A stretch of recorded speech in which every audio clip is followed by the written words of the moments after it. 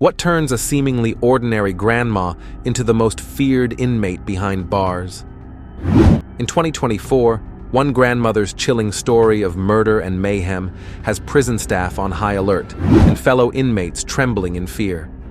Her gentle appearance belies a sinister reputation that has spread throughout the correctional facility, leaving a trail of terror in its wake.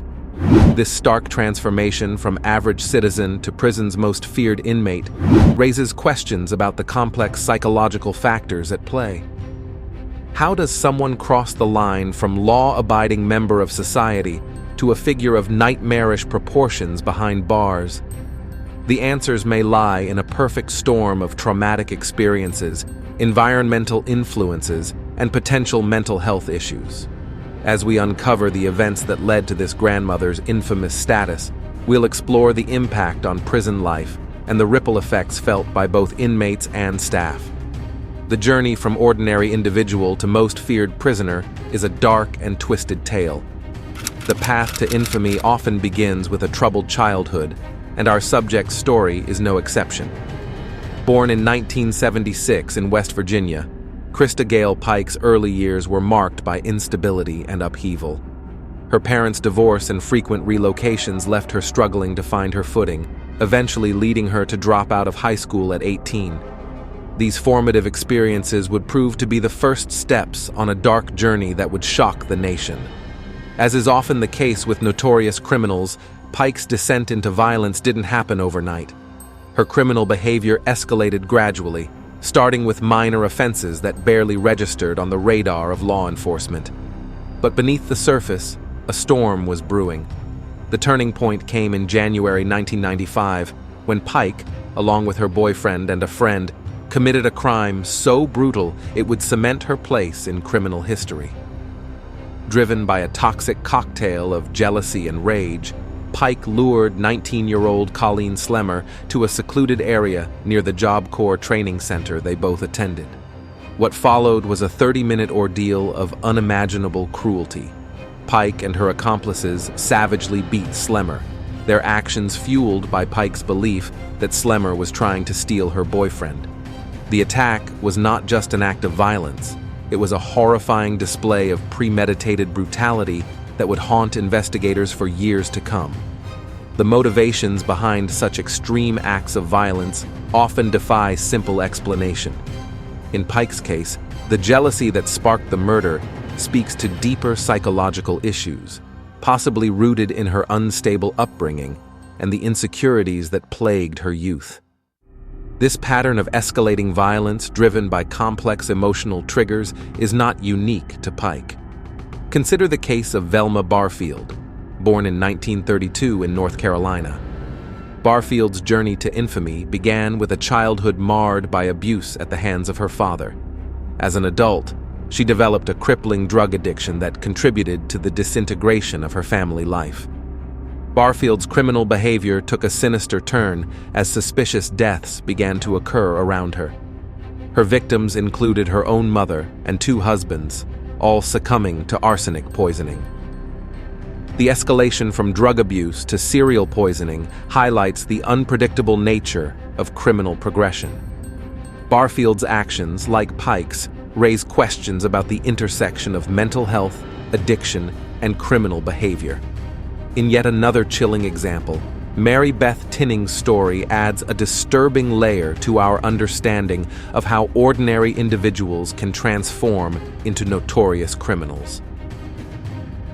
Born in 1942, Tinning's early life was marked by multiple child deaths in her family. This tragic pattern would continue into her adult life, with her own children dying under mysterious circumstances.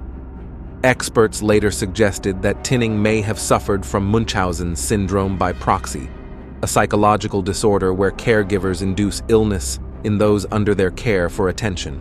The day Krista Gale Pike entered the Tennessee Prison for Women, the atmosphere shifted palpably. As one of the youngest women on death row in the United States, her arrival sent shockwaves through the facility.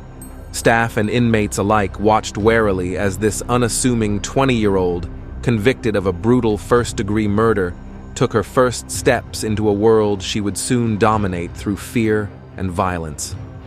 From the outset, prison officials recognized the potential threat Pike posed. Her heinous crime had already marked her as dangerous, but it was her behavior behind bars that cemented her reputation as the most feared inmate. The prison implemented stringent security measures to manage high-risk prisoners like Pike. Regular checks, controlled movements, and heightened surveillance became the norm, a testament to the level of caution her presence demanded. Despite these precautions, Pike's influence grew rapidly.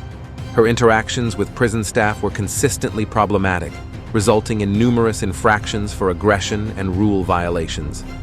These incidents often led to Pike being placed in solitary confinement, a punishment that seemed to do little to curb her violent tendencies. One of the most chilling examples of Pike's reign of terror occurred in 2004, nearly a decade into her incarceration.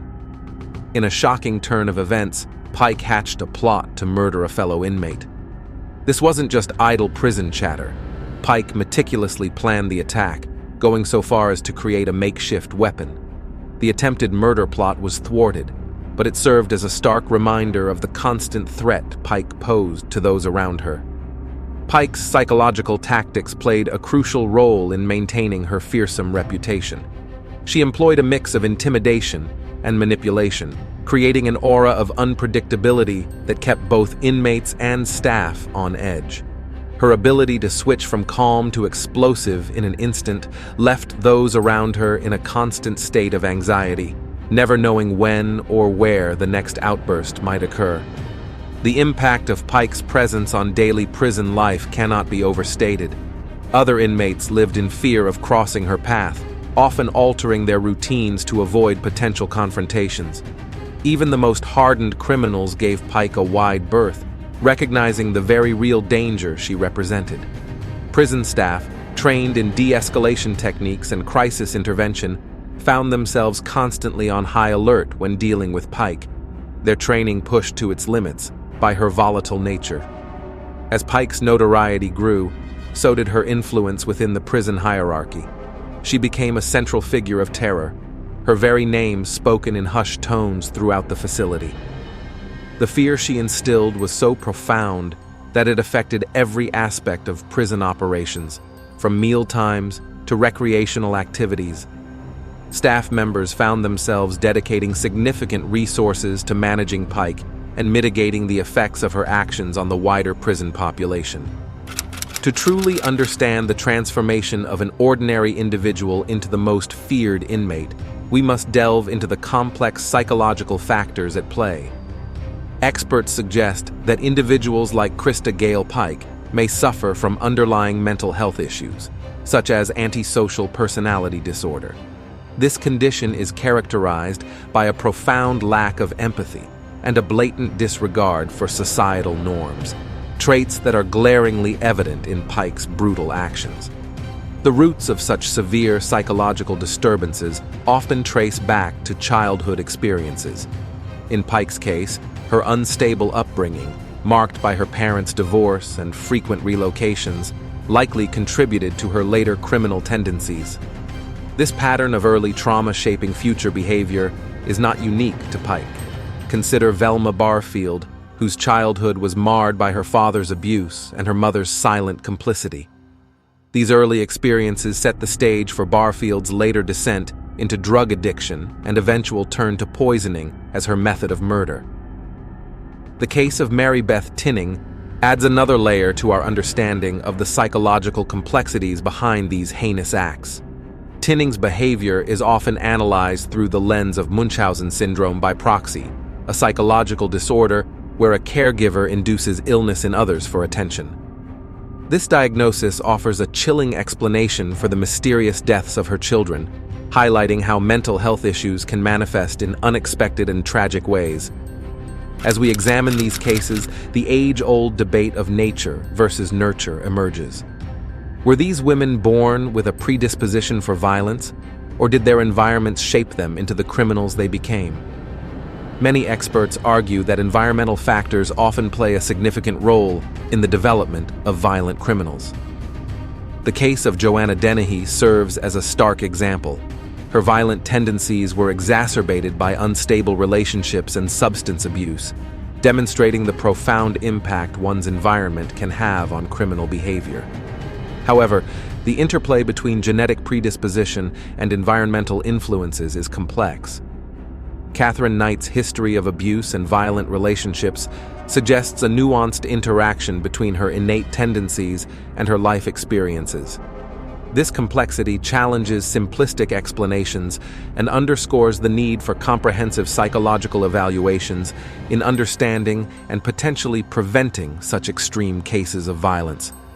A thorough psychological profile of an inmate like Krista Pike reveals a blend of violent impulses and a desperate need for dominance, all shaped by a traumatic past.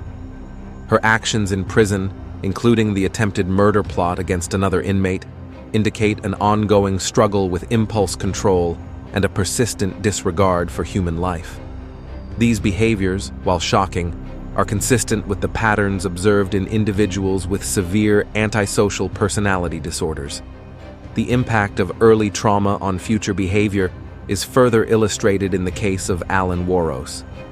Her childhood, filled with abandonment and abuse, laid the groundwork for her violent adult behavior. This pattern of early victimization, leading to later criminality, is disturbingly common among notorious female prisoners, highlighting the long-term effects of childhood trauma on psychological development.